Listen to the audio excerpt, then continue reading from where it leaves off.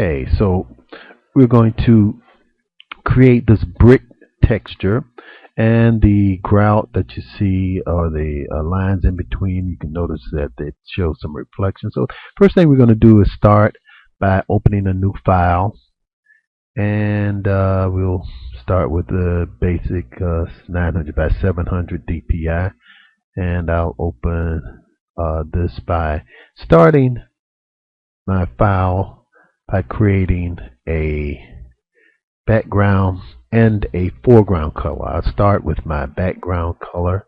I'll get kind of a dark brown, and so I'll click in there and I'll say okay. Then I'll do a foreground color, which will be a little lighter color, because what we're going to do is try to create a feeling of light shining on the brick surface. So we're going to do a gradation,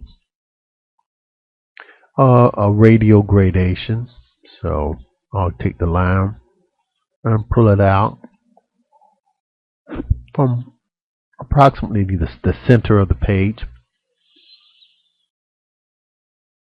Now the next thing that I want to do is to texturize this line, this surface.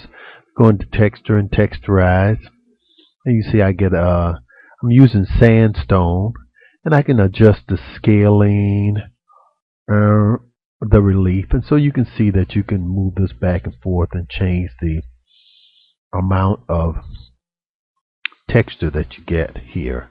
You can see on texturize, you can show some other areas, but the basic textures that you have is brick, burlap, canvas, and sandstone. So I'll select this, and the next thing I'm going to do is create some lines, which will be paths that I will be able to work within. So I'm going to pull this layer style up so we can see. I'm going to create a new layer that I can put those paths in, and I'll just move that over some so I can work here.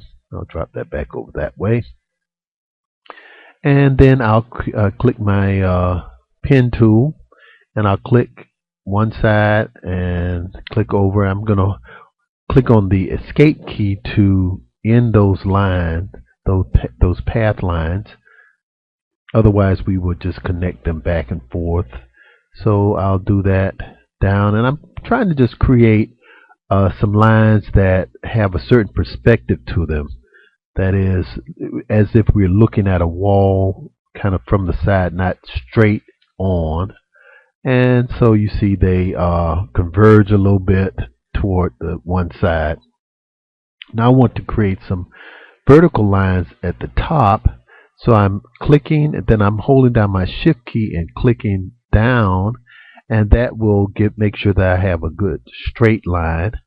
And then in order to duplicate this, I'm going to get my path selection tool, hold down Alt key, and then when I click on this, you'll see a little double arrow, and I'll pull one out, and I'll do the same thing, pull another out. I'm trying to get some spacing that looks like it's growing and getting a little bit larger as it gets closer to us, and I'll do it like that. So now we kind of have this grid of lines that we're going to stroke and get a certain pattern.